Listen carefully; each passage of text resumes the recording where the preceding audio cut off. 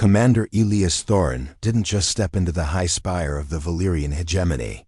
He walked into the mouth of a silent, shimmering predator.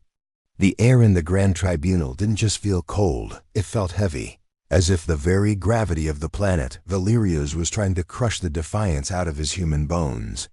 Above him, the ceiling vanished into a swirling nebula of artificial starlight, making the floor feel like a lonely island in a vast, dark ocean.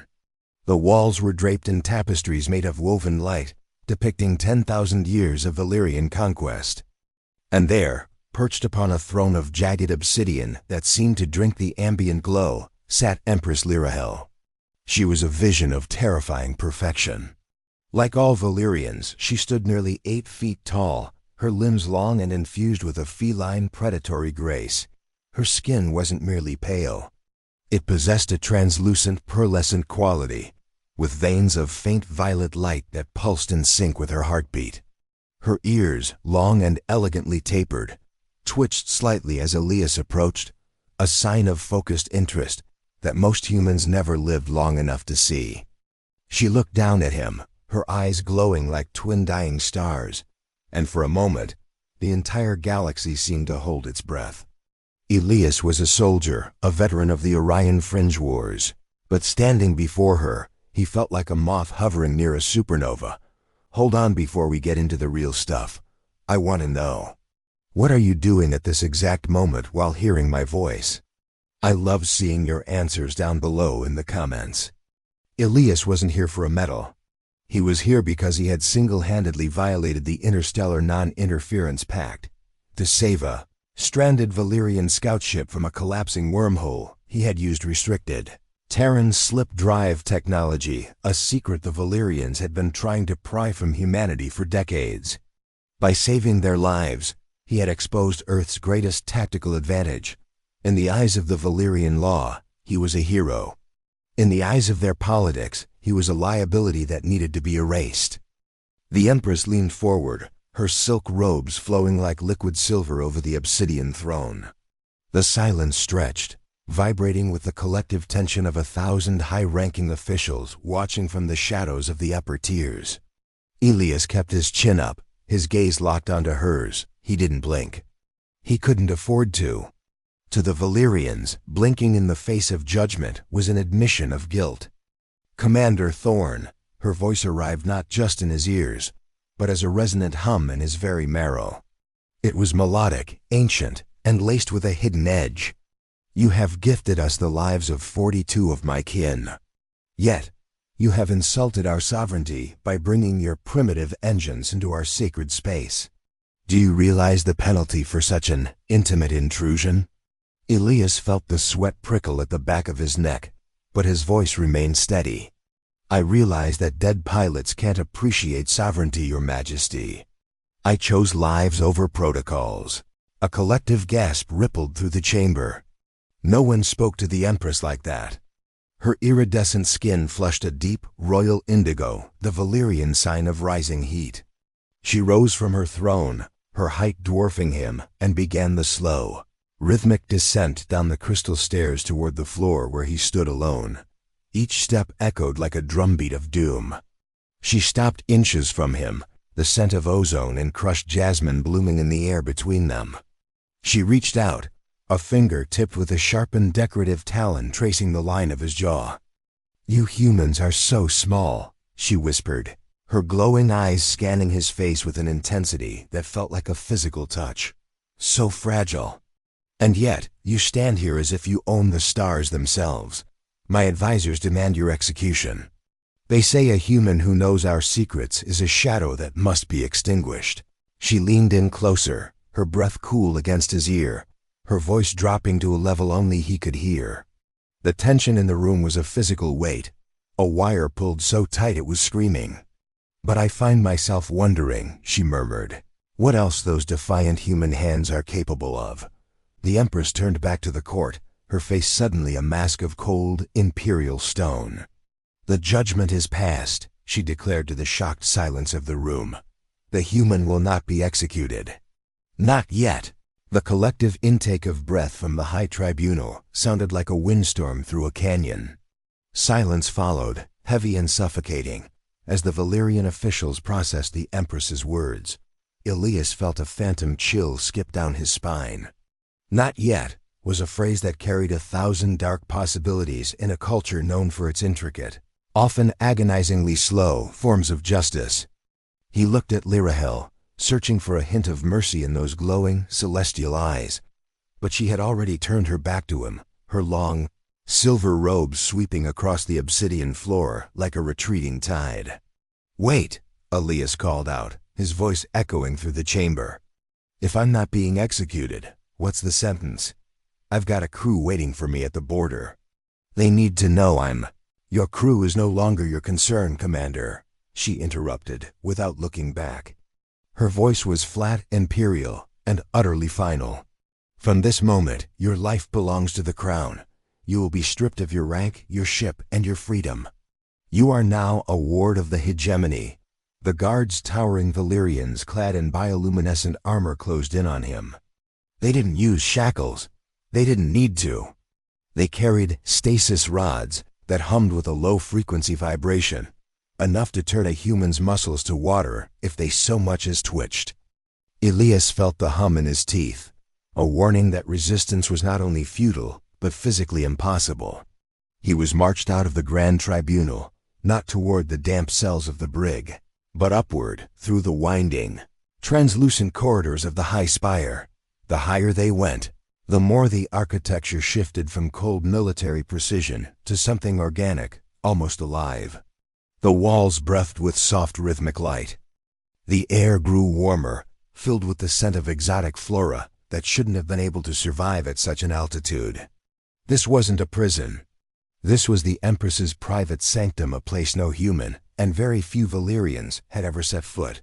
The guards stopped at a massive door made of living glass, which rippled like water as they approached. With a sharp nod from the lead guard, the door dissolved into a mist of glowing particles. Elias was shoved inside, stumbling onto a floor covered in moss that felt like velvet under his boots. The door reformed behind him with a soft shimmer, leaving him alone in a room that overlooked the entire capital city of Valerios. From here, the city looked like a fallen constellation, glittering with millions of lights. "You have a habit of looking at things you shouldn't, Commander." The voice came from the shadows near the balcony. Empress Lyrahel stepped into the soft purple moonlight filtering through the spire's canopy. She had removed her heavy ceremonial robes. Now she wore a simple sleeveless gown of shimmering silk that clung to her tall, athletic frame, revealing the intricate, glowing patterns of her skin. In this light, she didn't look like a cold goddess. She looked curious. "I saved your people," Elias said, his heart hammering against his ribs. "Is this how you treat allies, by locking them in a golden cage?" Lyrahel walked toward him, her movements so fluid they seemed more like a dance than a walk. She stopped just inches away, her height forcing him to look up, though he refused to back down. "Allies?" She echoed, a faint, dangerous smile playing on her lips. "In the Hegemony, we don't have allies. We have subjects, and we have enemies. You are currently somewhere in between." She reached out, her cool fingers brushing against the collar of his flight suit. "My advisors want to dissect your mind to find the secrets of your slip drive. They want to know how a lesser species managed to bend spacetime in a way our greatest scientists haven't mastered in a millennium." Elias felt the tension coil in his gut. "And what do you want, Your Majesty?" She leaned down, her face so close he could see the faint violet sparks in her irises. "I want to know if the fire I saw in your eyes during the hearing is real, or if it was just the desperation of a dying man." Suddenly, she grabbed his hand, her grip surprisingly strong.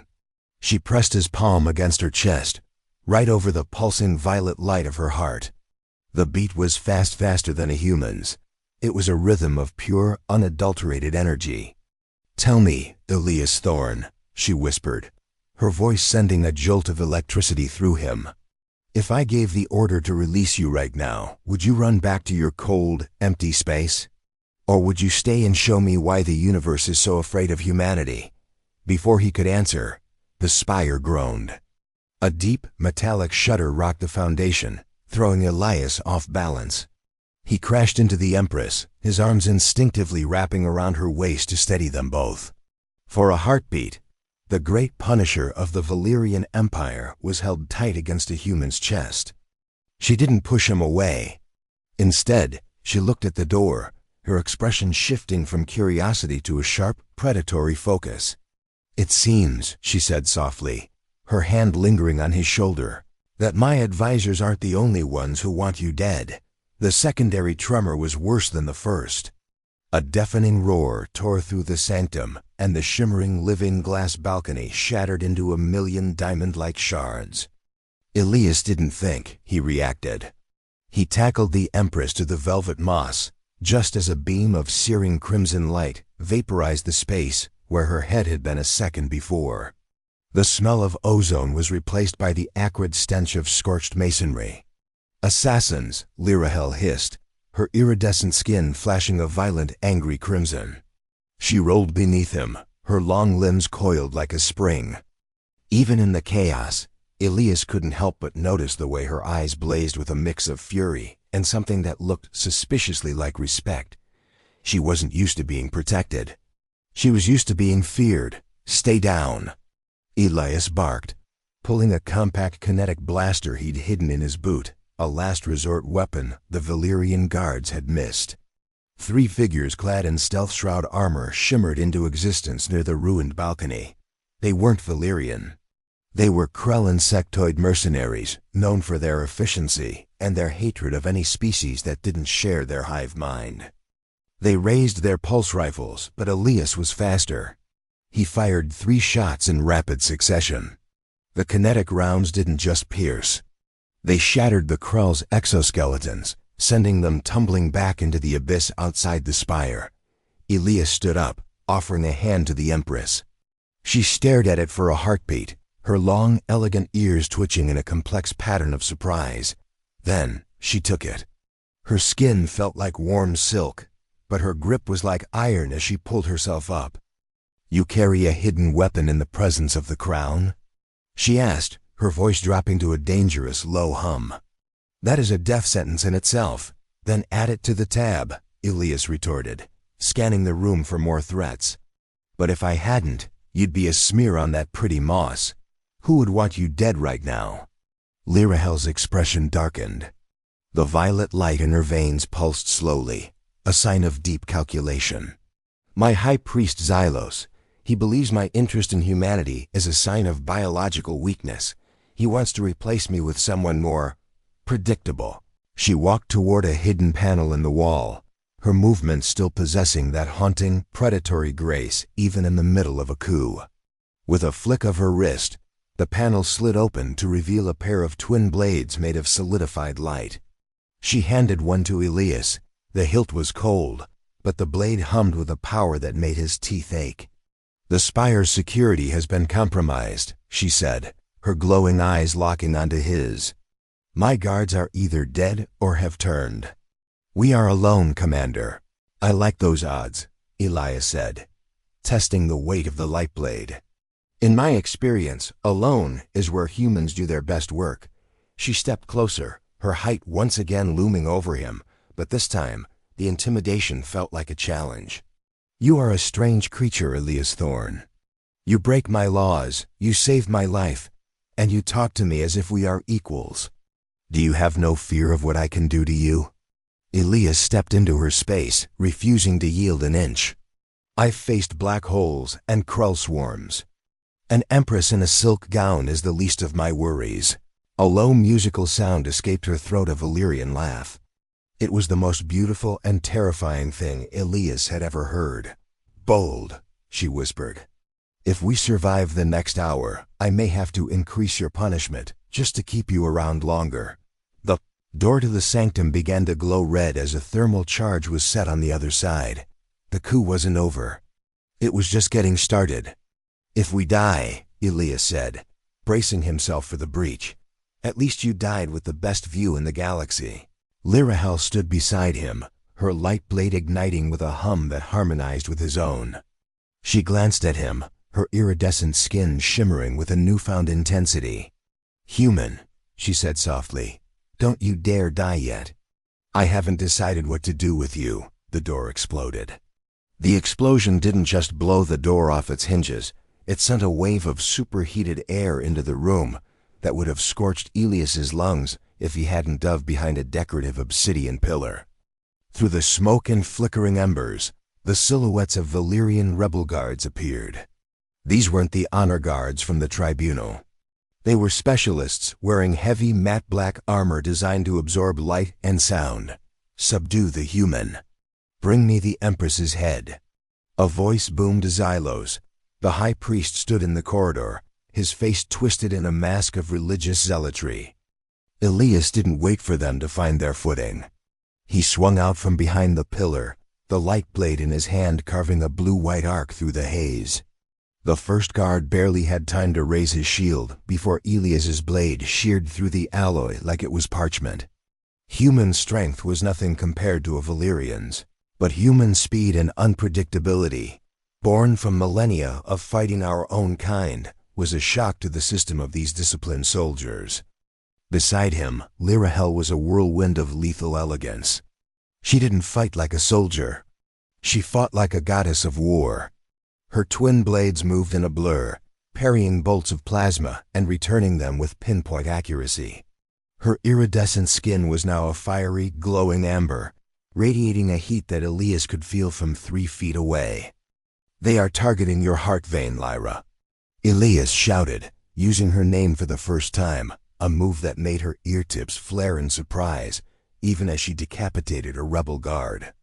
"Worry about your own heart, human." She shot back, though there was a hint of a smile in her voice. They fought back to back, a rhythmic dance of steel and light. Elias took a glancing blow to his shoulder, the plasma searing through his flight suit, but he didn't flinch. He couldn't. He realized then that the Empress wasn't just watching him, she was learning from him. She was adapting her rigid, formal style to match his chaotic street brawl tactics. Together, they were an unstoppable contradiction. In the brief lull between waves of attackers, they found themselves pressed against each other in the center of the room. Elias's breath was ragged. Lyrahel's was a calm, melodic hum, though her chest rose and fell rapidly. "You fight like a demon," she whispered, her glowing eyes scanning the room. "Is this what humanity is? A species that thrives in the center of a storm?" "We don't just thrive in it," Elias grunted, checking his blaster's charge. "We usually start it." She looked at the blood seeping through his sleeve and reached out, her cool hand pressing firmly against the wound. For a second, the heat of the battle vanished. The violet glow of her palm seemed to knit the edges of the burn together, a numbing sensation spreading through his arm. "I told you not to die," she murmured, her face inches from his. "That was a royal command. I'm trying to obey." "Your Majesty," Elias teased, "but your friends aren't making it easy." A heavy metallic thud echoed from the corridor. The floor began to vibrate with a frequency so low it made Elias's vision blur. Xylos wasn't sending more guards. He was bringing in a siege automaton, a walking tank designed to level planetary bunkers. "Elias," Lyrahel said, her voice turning grave, "that machine is powered by a localized singularity. If it enters this room, there will be nothing left of this spire." Elias looked at the shattered balcony, then back at the Empress. A crazy, suicidal idea began to form in his mind, the kind of idea that gave humanity its reputation for being both brilliant and completely insane. "How fast can you run?" he asked, a dangerous glint in his eye. Lyrahel tilted her head, her ears sweeping back. "I am Valerian. I can outrun the wind." "Why?" "Because," Elias said, grabbing a handful of thermal detonators from a fallen guard's belt, "we're not going to fight that thing.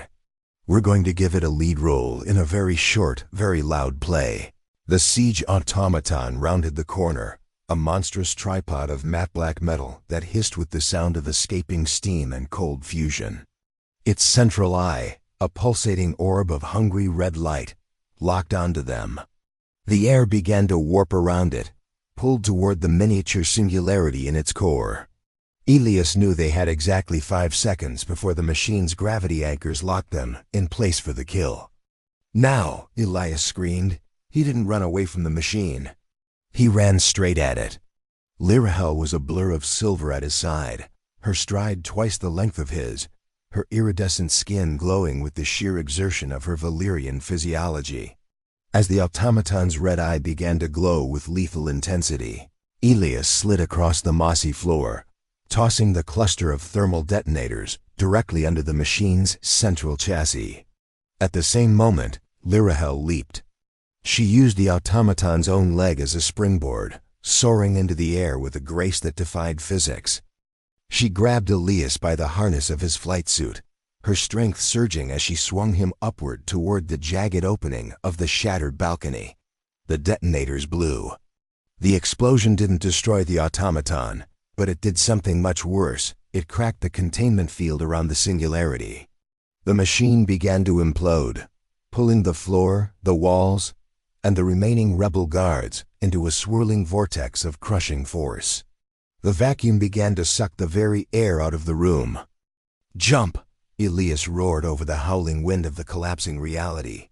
They threw themselves out of the spire, plummeting into the open sky of Valerios.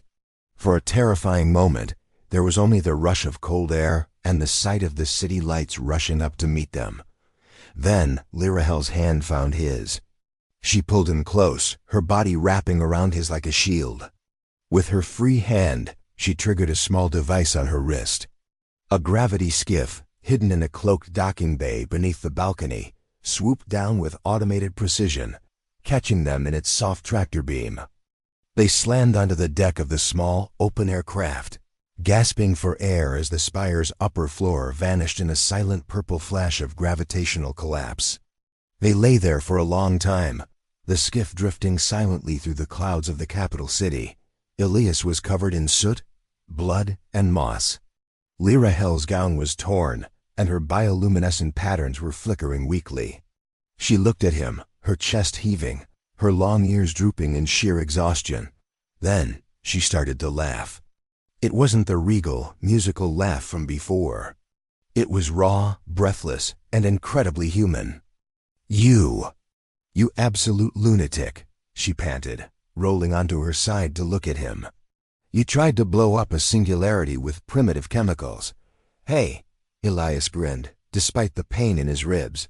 "It worked, didn't it?" "It shouldn't have," she whispered, her gaze softening as she reached out to wipe a smear of soot from his forehead. "Nothing about you should work. Your species is a walking disaster, Elias Thorne. You are reckless, you are arrogant, and you have no regard for the natural order of the universe." She moved closer, the warmth of her body radiating through his suit.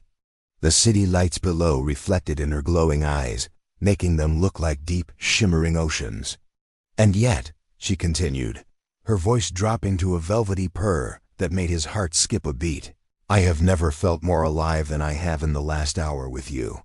Elias felt the air thicken with a different kind of tension, not the kind born of war, but of something far more dangerous. "Is this the part where you tell me my punishment is being doubled?" Lyrahel leaned down, her face so close that her tapered ears brushed against his temples. The scent of ozone and jasmine was intoxicating.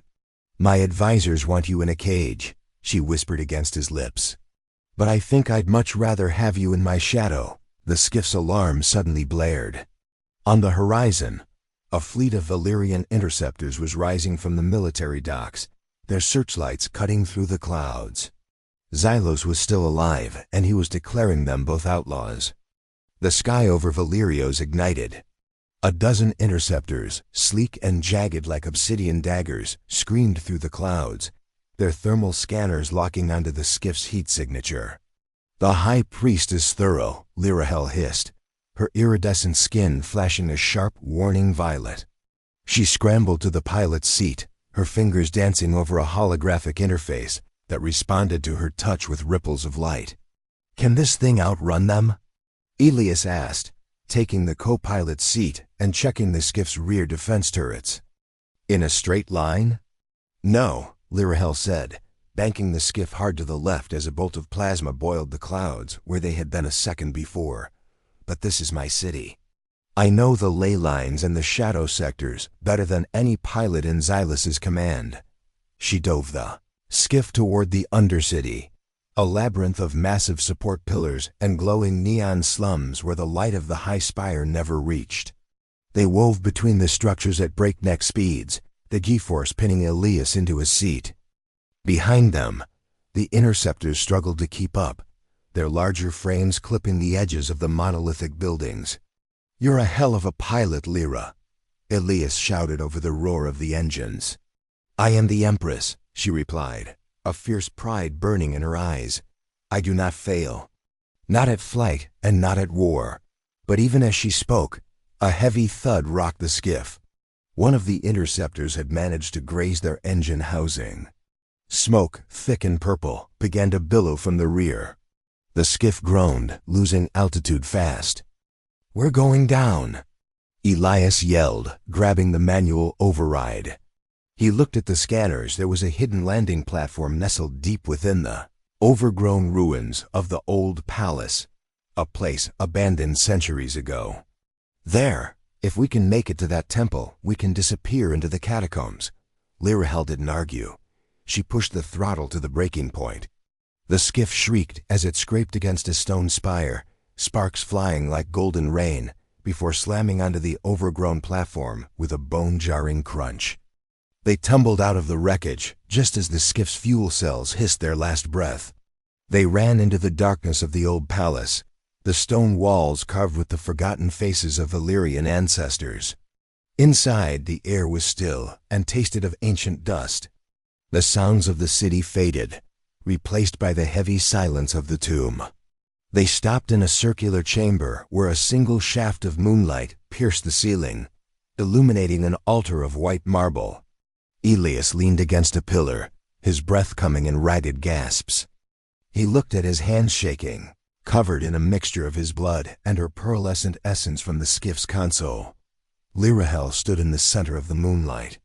Her gown was a rag, her skin was bruised, but she had never looked more formidable. She turned to him, her long ears twitching as she listened for the sound of pursuit. Finding none, she let out a long, shuddering breath.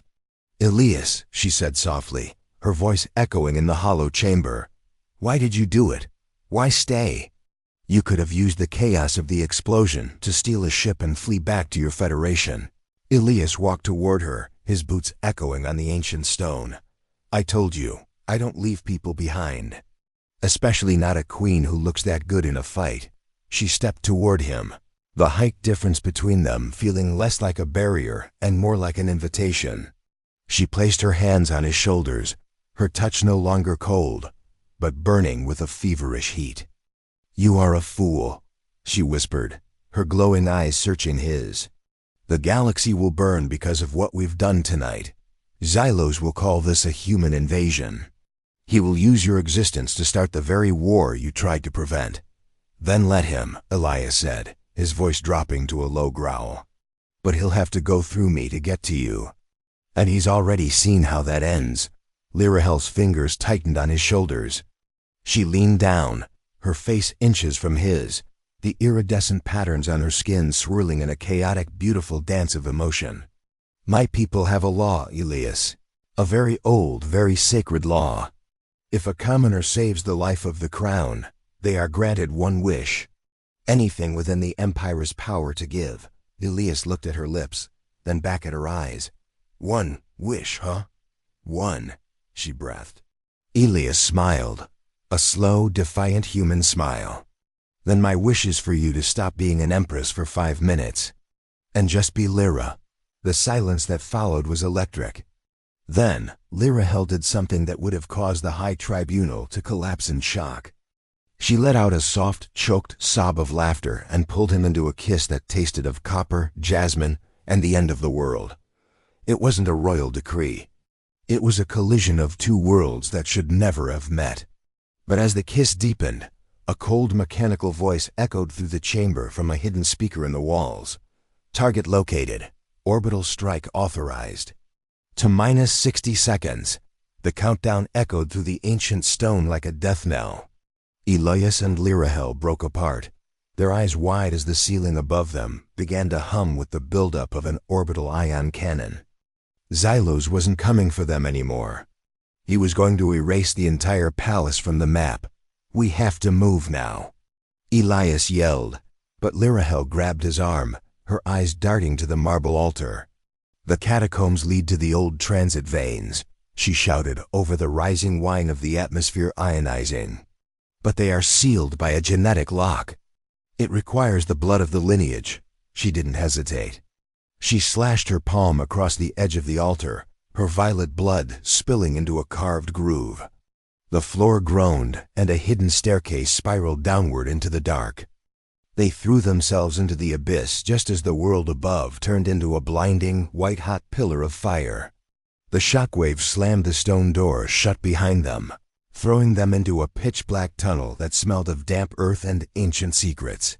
They tumbled for what felt like miles before sliding onto a smooth, metallic floor. A backup light flickered on a pale, ghostly blue. Lyrahel lay gasping beside him, her skin dimming to a faint gray. The orbital strike had been a direct hit. The old palace was gone. "Is this the end of the line?" Elias wheezed, pushing himself up.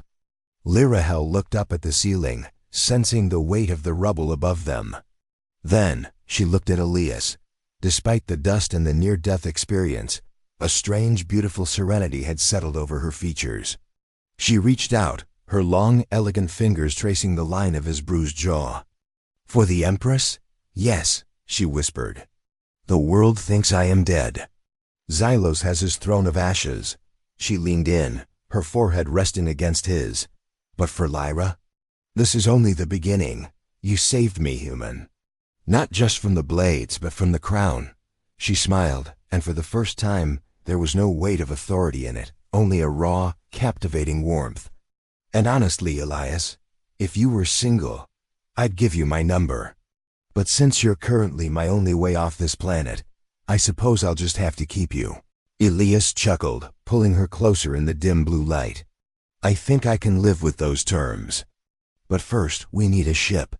I know a place," she murmured, her iridescent patterns beginning to glow with a soft, hopeful light. "In the deep sectors. A ship that doesn't exist on any chart. A ship for two people who want to disappear." Elias stood up, pulling her to her feet. They were two outcasts in a galaxy that was about to go to war. But as they walked hand in hand into the depths of the ancient transit vein, he realized that humanity's greatest strength wasn't their technology or their speed. It was their ability to find something worth fighting for in the middle of a disaster. And as they disappeared into the shadows, the galaxy had no idea that its greatest empress was now its most dangerous rebel, led by a man who didn't know how to give up. That's the end of our journey today. If you enjoyed this tale of human defiance and alien romance, make sure to hit that like button and share this video with your fellow sci-fi fans. Don't forget to subscribe to HFY Soundscape for more spellbinding stories from the stars. Leave a comment below with your favorite part of the story. I read every single one. Until next time, keep looking at the stars.